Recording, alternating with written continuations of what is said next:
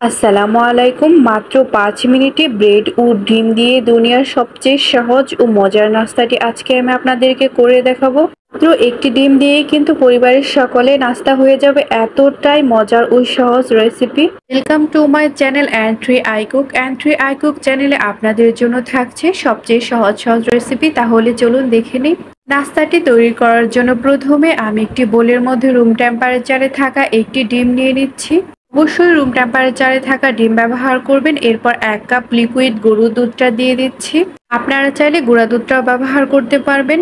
এরপর 1/4 কাপ চিনি দিয়ে দিচ্ছি। আপনারা যদি চিনিটা একটু বেশি খান তাহলে কিন্তু চিনির পরিমাণটা একটু বাড়িয়ে দিতে পারেন। এরপর একটি কাঁটা চামচের সাহায্যে খুব ভালো করে বিট করে নেব।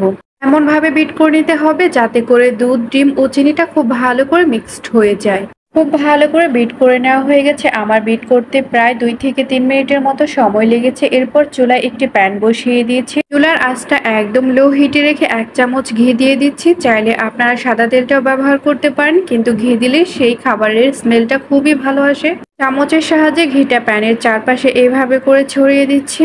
এরপর প্যানটাকে হালকা গরম করে নিয়ে যে মিশ্রণটা তৈরি করে রেখেছিলাম সেই মিশ্রণটা নিয়ে নেব। এরপর আমি এর মধ্যে নিয়ে নিচ্ছি ব্রেড।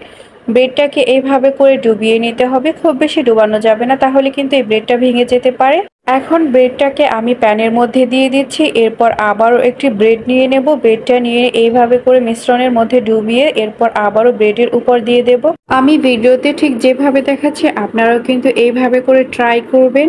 অবশ্যই কিন্তু চুলার আঁচটা একদম লো হিটে রাখতে হবে, না হলে কিন্তু ব্রেডটা পুড়ে যাবে। ব্রেডটা পুড়ে গেলে কিন্তু খেতে একদমই ভালো লাগবে না। চুলার আঁচটা একদম লো হিটে রেখে ৩ থেকে ৪ মিনিটের মতো এক পাশ খুব ভালো করে ভেজে নেব। এক পাশ যখন খুব ভালো করে ভাজা হয়ে যাবে ঠিক তখনই অপর পাশটা এভাবে করে উল্টিয়ে দেব। অপর পাশটা ৩ থেকে ৪ মিনিটের মতো খুব ভালো করে ভেজে নেব। তখন দেখতে পাবেন যে দুইটা পাশে খুব সুন্দর একটা কালার চলে এসেছে। ঠিক তখনই এইভাবে করে প্লেটের মধ্যে তুলে নেব। এভাবে করে আমি সবগুলো ব্রেড তৈরি করে নেব।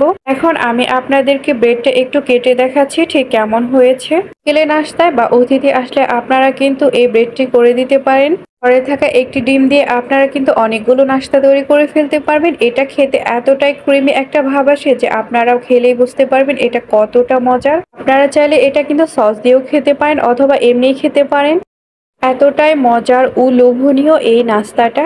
হাতে যখন একদমই সময় থাকবে না তখন কিন্তু আপনারা ব্রেড দিয়ে এই রেসিপিটি করে খেতে পারেন। আর হ্যাঁ, যদি আমার এই ভিডিওটি আপনাদের ভালো লাগে তাহলে অবশ্যই লাইক, কমেন্ট এবং শেয়ার করবেন। ইউটিউব থেকে দেখে থাকলে কিন্তু সাবস্ক্রাইব করবেন, আর ফেসবুক পেজ থেকে দেখে থাকলে কিন্তু ফলো করবেন। আর আমার এই ভিডিওটি দেখার জন্য আপনাদের সবাইকে অনেক অনেক ধন্যবাদ।